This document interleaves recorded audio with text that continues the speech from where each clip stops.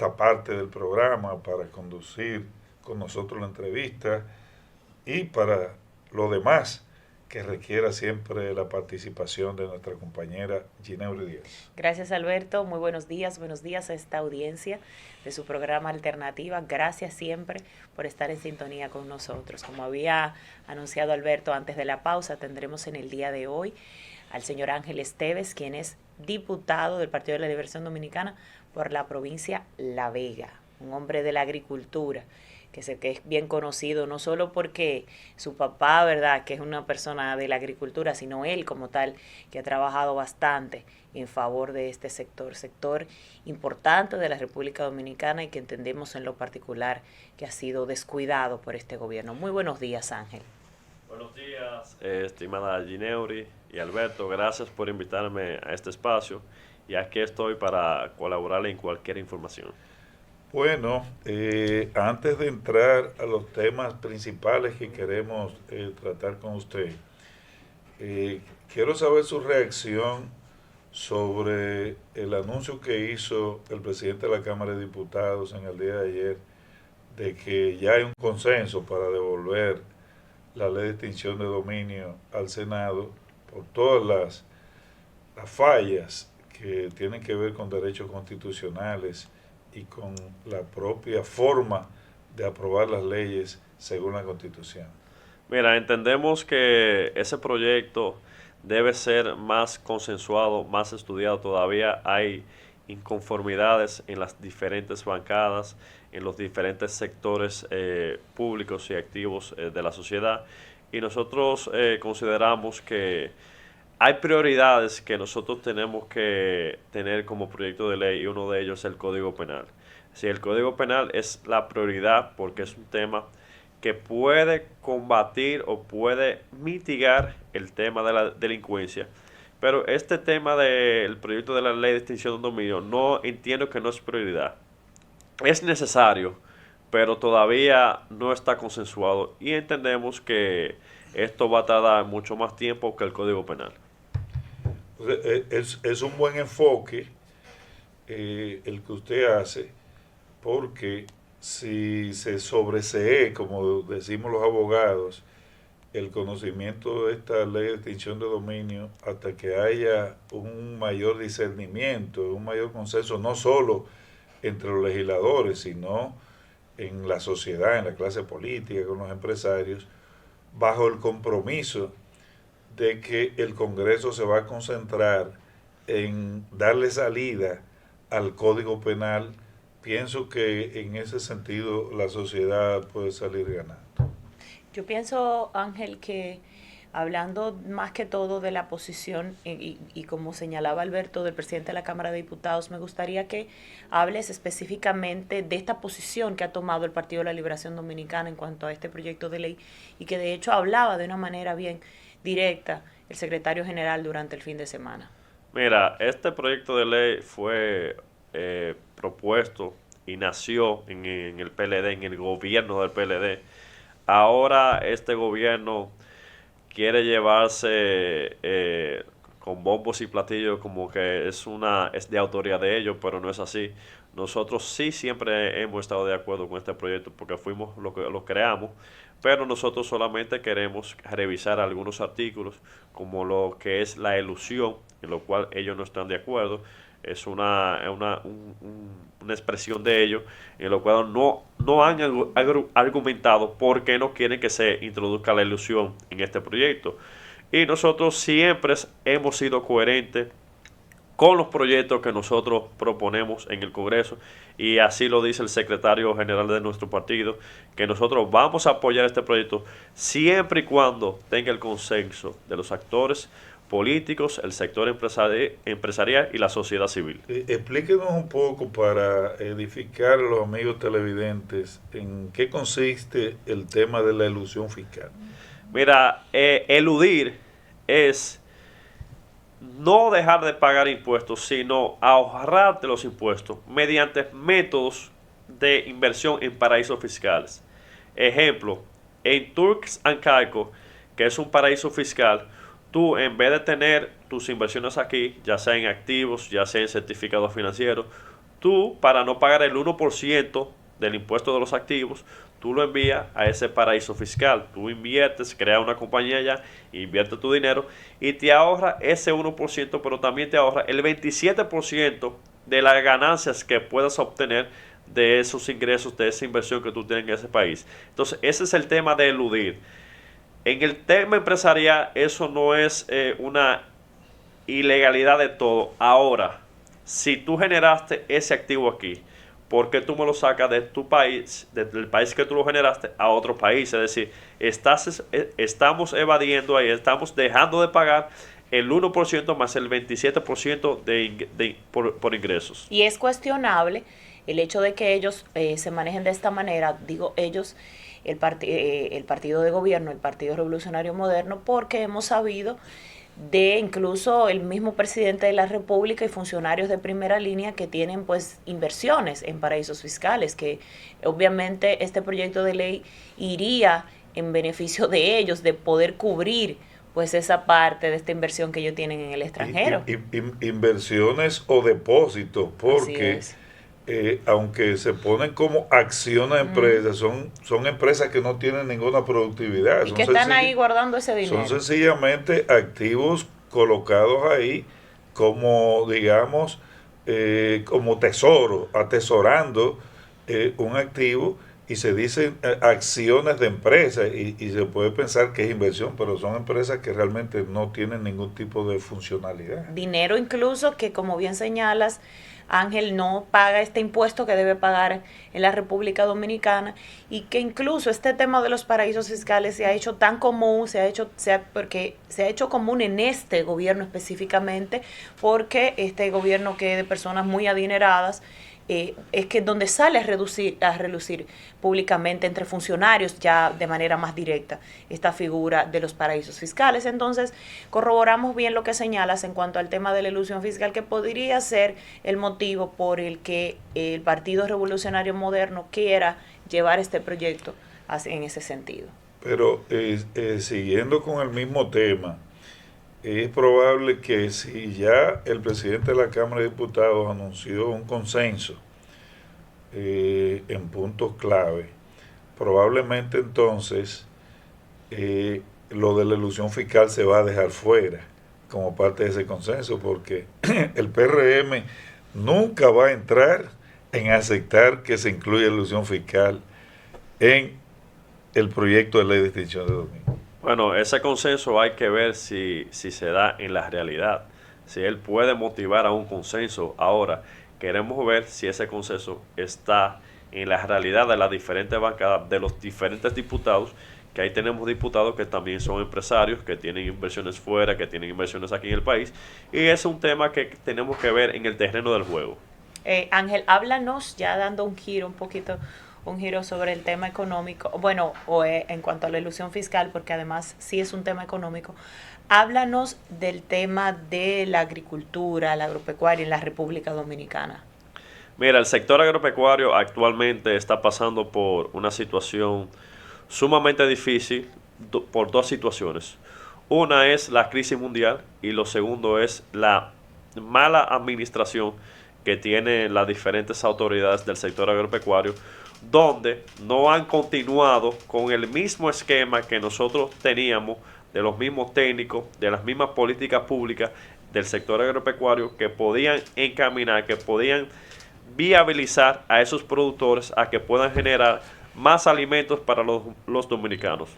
Uno de los casos es las devoluciones de los contenedores por encontrarles pesticidas en los vegetales. El sector vegetalero en el Cibao Central está en el piso debido a que de las tantas notificaciones que llegaron en los últimos momentos, el gobierno no hizo ninguna medida para combatir eso. En el 2014, cuando estaba el ministro de Agricultura del gobierno del PLD, le llegaron 127 notificaciones en un año. Al 2015, al adoptar medidas y políticas públicas para combatir esos residuos de pesticidas que estaban llegando a los vegetales de la Unión Europea, lo que se hizo fue que bajó a 15 notificaciones. ¿Pero con qué se hizo eso? Bueno, adoptando medidas, reforzando los técnicos en los puntos de la exportadora donde exportan los vegetales, y con esas medidas se pudo bajar a que la Unión Europea devolviera menos contenedores a la República Dominicana. Pero hoy día estamos vetados para exportar vegetales a Europa. No, pero nosotros estamos de hecho importando vegetales, importando ciertos productos que se producen aquí en la República Dominicana y que de hecho nos causa la duda de que el gobierno, qué inversión está haciendo el gobierno específicamente en este sector, porque si se estuviera invirtiendo, pues se estaría esperando que haya producción y que se importe menos de lo que se está exportando. Mira, este gobierno no solamente es criticar, una de las medidas que ellos han tomado correctamente es la tasa cero en el Banco Agrícola. Ahora, la forma que lo han hecho no es la correcta, porque han ido personas del PLD, de otros partidos y personas que no tienen que ver con política, y se la ponen difícil para darle ese préstamo a tasa cero. También se dice que hay un favoritismo con las personas del PRM para la tasa cero. Pero en el sector de, como tú decías, Gineuri, en el sector de que están trayendo vegetales y eso, ese es el sector de Constanza que ha afectado más con la importación de papa, con la importación de zanahoria, con la importación de diferentes rubros, que nosotros somos autosuficientes para producirlo aquí en el país. Es decir, nosotros en zanahoria lo que producimos aquí lo consumimos el año entero. Lo que producimos en papa aquí lo consumimos el año entero. Lo que falta es una planificación de la siembra y una planificación de lo que se tiene que importar en caso de que falte ese tipo de rubro para el consumo nacional. El periodista Felipe Ciprián publicó un trabajo en el Listín Diario. Luego fue corroborado también por el periodista investigador en temas agrícolas, Marco Santana, en el sentido de que el 66% de los préstamos otorgados por el Banco Agrícola a tasa cero corresponden no directamente al sector productivo agrícola, sino más bien ha ido a los sectores de comercialización, incluso a importadores, lo que se ha denunciado como un hecho grave porque lesiona este bien público, esta iniciativa pública en su intención originaria, que es promover, apoyar los productores agropecuarios. Ustedes, en sus análisis de la situación, han verificado que esto es realmente así, un 66% que no ha ido directamente a los productores, porque esto sería algo muy grave. Sí, tenemos informaciones de que se están dando préstamos a tasa cero al sector comercial agrícola, pero que no tiene que ver directamente con la producción. Y nosotros entendemos que esto es sumamente grave porque en sí eso no impacta de manera significativa a lo que es la producción nacional. Entendemos que se debe hacer una evaluación. Vamos a hacer un llamado a la Secretaría de Agropecuaria de nuestro partido para que investigue esa parte y nosotros poder hablar con base y datos con relación a eso que nos dicen, pero que todavía tenemos que verificar para hablar con responsabilidad. A propósito de las importaciones, Ángel, quisiera que tú nos detalles, nos amplíes sobre el proyecto de ley de semillas, que es un proyecto de ley que has pues propuesto al Congreso, y quisiéramos saber de qué se trata específicamente. Mira, este proyecto de ley de semillas lo que viene es a crearle un marco regulatorio a las semillas que se importan al país, pero también a las que se reproducen aquí en el país, y uno de los casos es las semillas para la producción de naranjas. Actualmente las empresas que producen jugo de naranja aquí en el país tienen que traer la naranja de la Florida en su mayoría. ¿Por qué? Porque las semillas que llegan aquí para la naranja se reproducen no con el marco, no existe un marco regulatorio, entonces se reproducen en cualquier vivero bajo condiciones pírricas y sin regulaciones sanitarias. Entonces, ¿qué pasa? Le llega la enfermedad, hay una enfermedad que se llama Juan Van Loy, que es una enfermedad que al día de hoy no tiene una solución, no tiene un producto que pueda combatir esa enfermedad. Y desde que esa enfermedad le cae a la semilla de naranja, a la planta de naranja, olvídense de esas plantaciones. Por eso es que ustedes han visto que diferentes plantaciones de naranja han sido sustituidas por coco o por otros rubros en los diferentes puntos del país. Solamente estoy hablando de ese caso, pero si nos vamos a los diferentes casos, que es el tabaco aquí no se reproduce todavía semilla de tabaco de buena calidad, y el control, no hay un marco regulatorio, y yo entiendo que con este marco regulatorio nosotros vamos a garantizar de que exista una producción récord en República Dominicana en los diferentes rubros, pero también que exista garantía de que el productor le llegue semillas de calidad para que su cosecha sea rentable y también para garantizar la seguridad alimentaria del país. Bien, diputado, ya se va a comenzar en varias semanas la discusión del proyecto del nuevo presupuesto para el año 2023.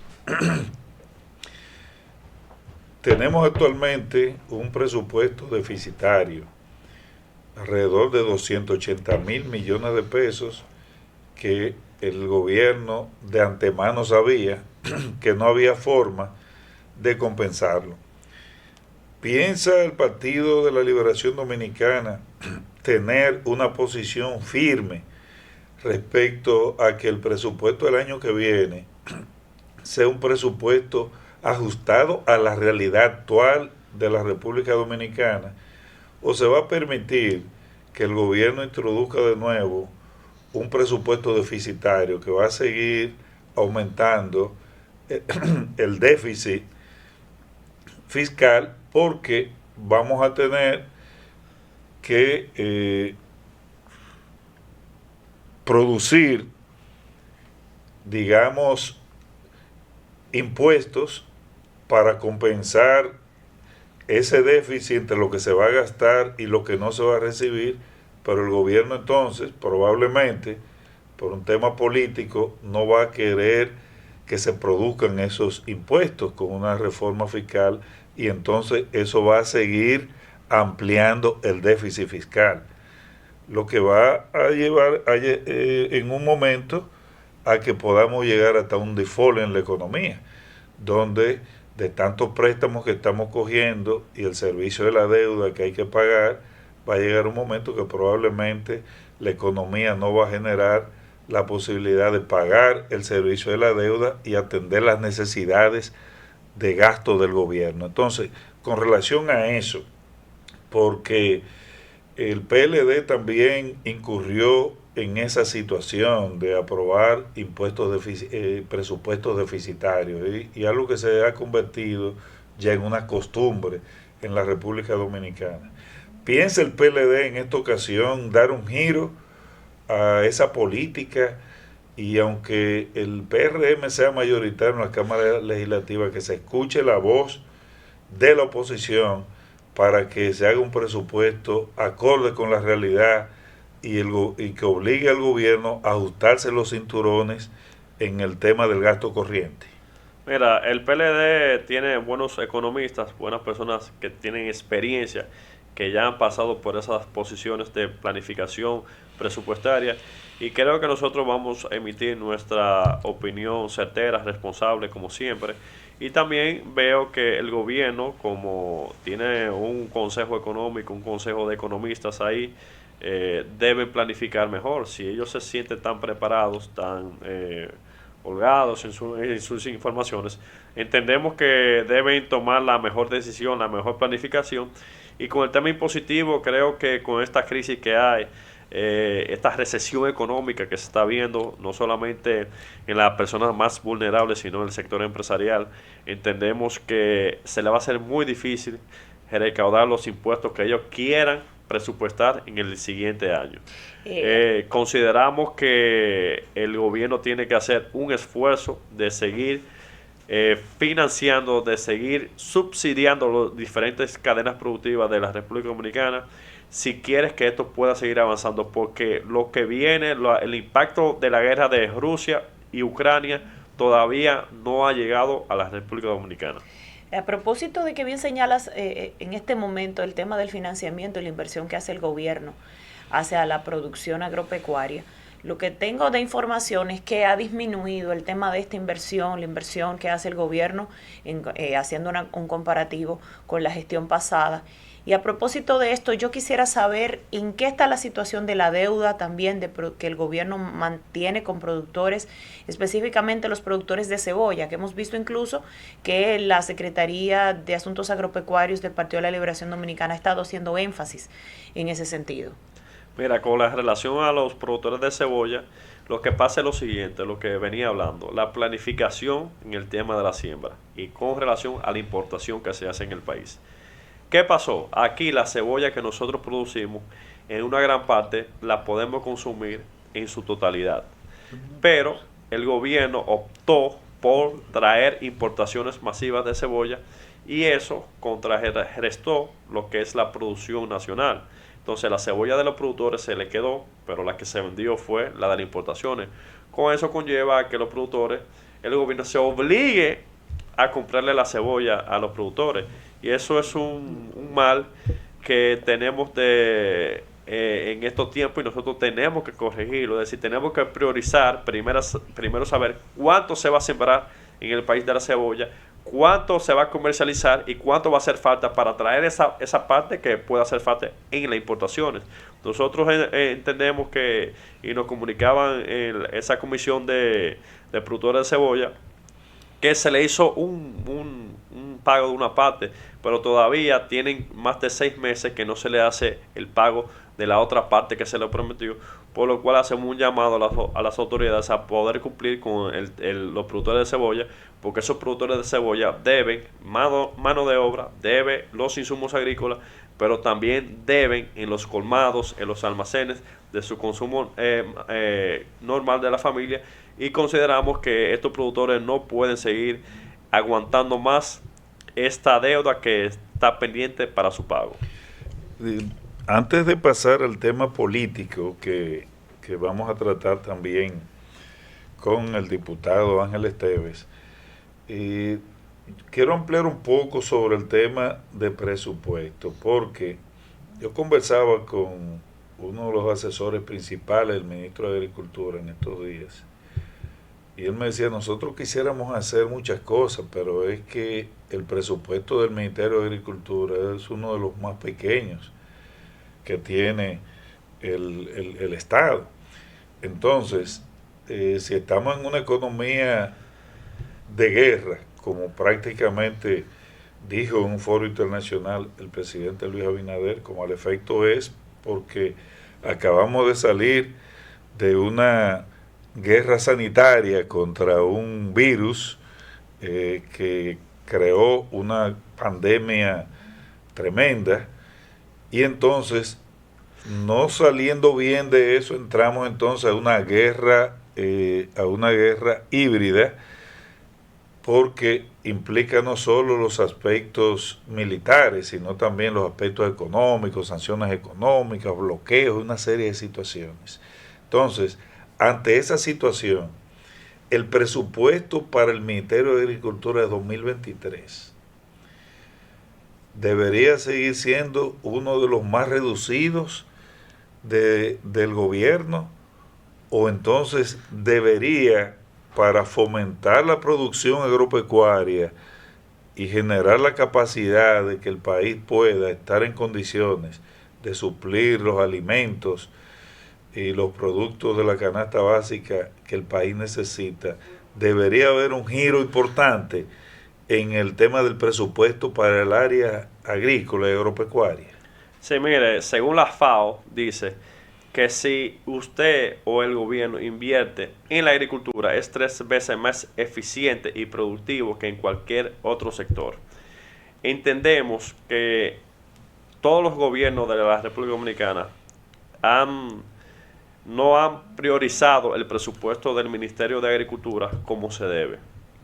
Este es un país que se produce, que tenemos producción agrícola en el 85% de los municipios, y entendemos que gran parte de la economía que se mueve aquí viene de la agricultura. El presupuesto del Ministerio de Agricultura ronda unos 13,000 millones de pesos, considero. Es un presupuesto que es un 20% del presupuesto del Ministerio de Defensa.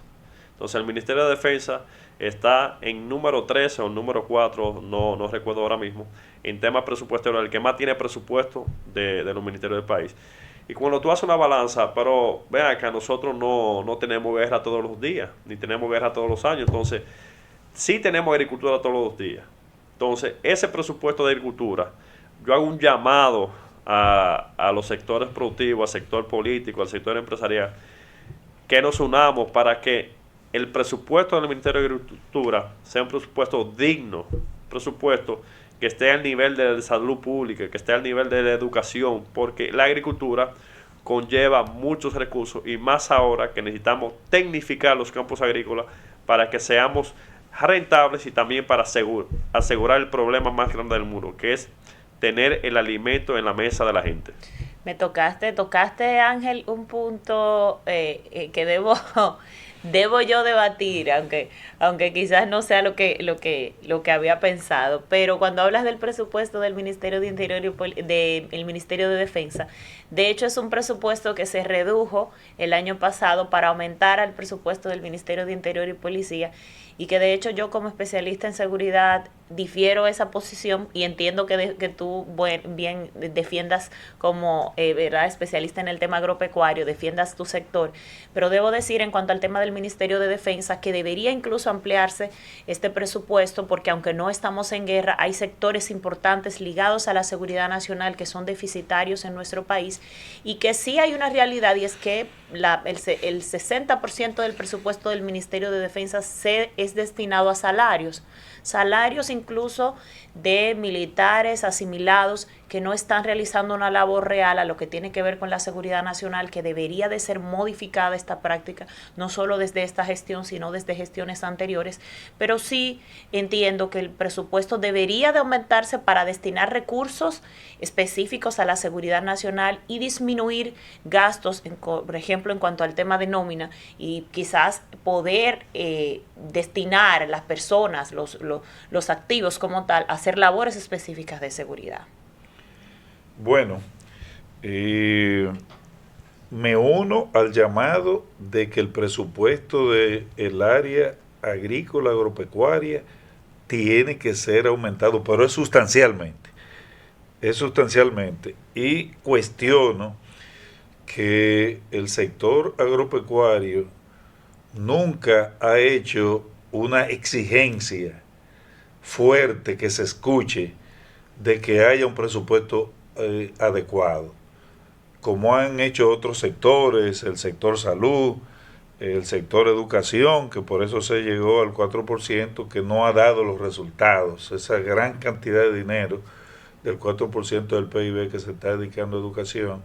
Asimismo, debieran los actores del sector agropecuario, sobre todo en estas circunstancias donde se necesita un país en capacidad de producir, porque las importaciones cada vez van a tener más dificultad para materializarse por el tema de las cadenas de suministro que están siendo afectados con el tema de la guerra de Ucrania.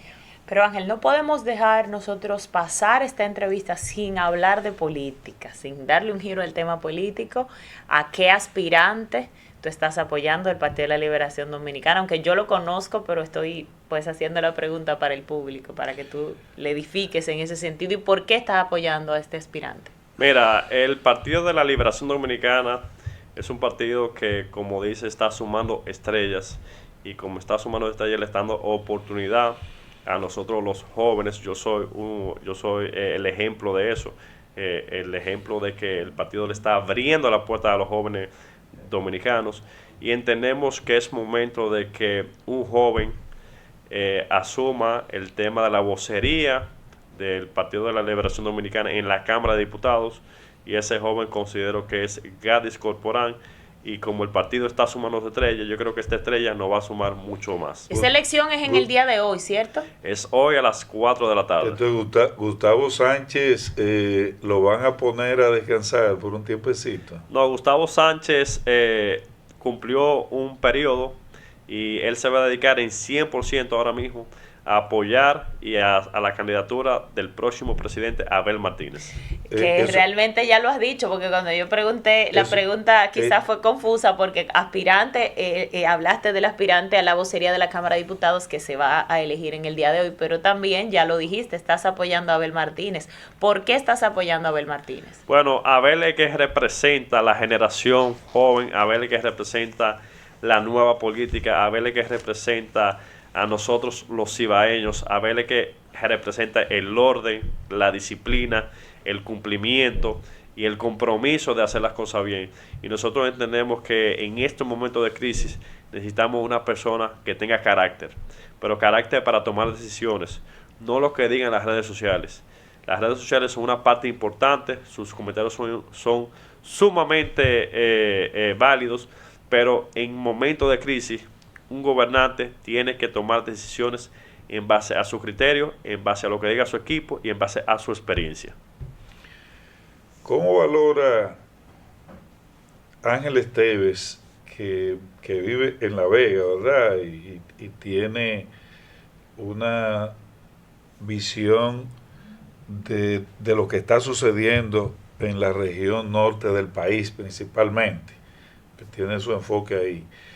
La inversión pública del gobierno de Luis Abinader en La Vega, en Santiago, en la región norte, porque según se ha visto, Santiago ha sido una de las zonas más privilegiadas de la inversión del gobierno. Bueno, te puedo hablar en lo que es mi demarcación de la provincia de La Vega, especialmente el municipio de La Vega y Jima.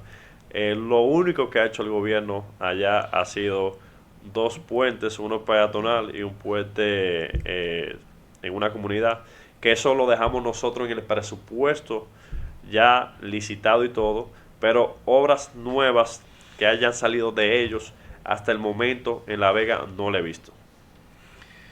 Y volviendo al tema político interno del PLD, se dice que el presidente Danilo Medina tiene una inclinación hacia la candidata Margarita Cedeño. Entonces, cuando vemos personas como usted, que eran de un entorno muy cercano del presidente Danilo Medina, entonces uno piensa que no todas las personas, los dirigentes que están en el círculo más estrecho de Danilo Medina están con Margarita. Pero, ¿cuál es la realidad de eso, de que Danilo está inclinado hacia Margarita? Mira, eso es la oposición que quiere marchitar nuestro proceso.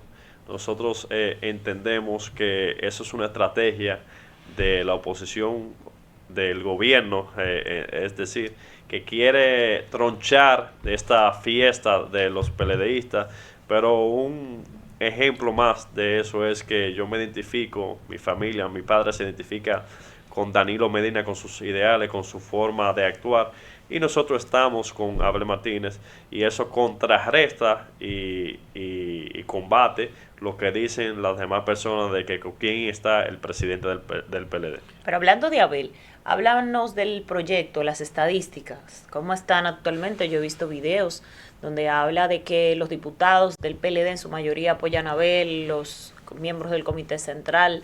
¿Puedes ampliarnos un poco al respecto? Mira, con relación a los diputados, habemos 40 diputados de 58 apoyando el proyecto de la esperanza, el proyecto de Abel Martínez. Existen también 65 alcaldes de diferentes puntos del país. Existen también un 64% de los directores de los distritos municipales. Existe un 55% de los regidores a nivel nacional apoyando a Abel. También existe un 60% de los miembros del Comité Central apoyando el proyecto de Abel Martínez. Y yo digo, ¿qué más que ese levantamiento? ¿Y en el comité político, cómo es el porcentaje? En el comité político todavía no tenemos... Digo que ahí es que está No tenemos ese porcentaje, pero Alberto, tenemos que saber que quien define aquí es la base del PLD.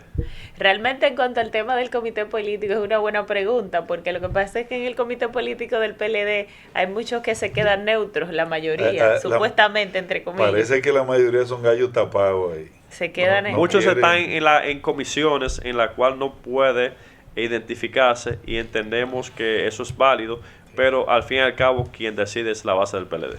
Una valoración de Ángel Esteves del gobierno de Luis Abinader, el gobierno del cambio. Bueno, este es el gobierno del cambio en reversa, porque ellos dicen no mire para atrás, pero en sí damos un paso hacia adelante, pero damos 2 pasos hacia detrás. Entonces entendemos que este gobierno es el gobierno del cambio en reversa, pero también nosotros le tenemos el nuevo eslogan para ello, como decimos los aguiluchos: recojan. Que le quedan 2 navidades. Bueno, precisamente de eso, de los pasos para atrás, miren, esta es la portada de nuestro periódico, El Nuevo Diario, en el día de hoy. Y ahí tenemos, señor director, hágale ahí un acercamiento para que veamos el titular principal de gobierno deja sin efecto hasta nuevo aviso el aumento de la tarifa eléctrica. Entonces, pero eso no debió de hacerse antes. Yo ayer pensaba el presidente Luis Abinader justifica este tipo de actuaciones de que es un presidente que escucha y que cuando se toma una medida que el pueblo rechaza, entonces él, como escucha al pueblo, entonces él la echa para atrás. El populismo ahora tiene otro concepto, se llama escuchar, porque qué falta de planificación, y qué bueno que usted habla sobre este tema, porque ayer incluso yo hablaba en las redes sociales, en mis redes sociales, preguntaba, ¿y por qué no se hizo este análisis primero? ¿Por qué no se revisó el pacto eléctrico antes de que se aumentara esta tarifa, de que las personas estemos, los ciudadanos de a pie? Porque digo los ciudadanos de a pie, sabemos que la clase alta en nuestro país tiene exención de impuestos, tiene incluso en cuanto a las tarifas eléctricas, también tiene beneficios que les da el gobierno.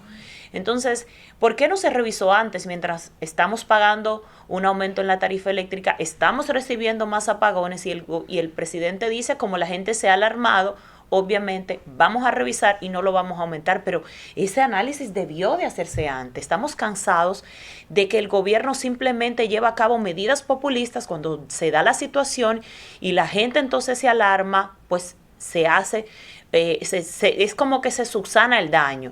Cuando ya el daño está, entonces se le pone un parcho a la herida, pero no se pudo prever que se lograra, que se hiciera esto. Entonces, ¿hacia dónde vamos?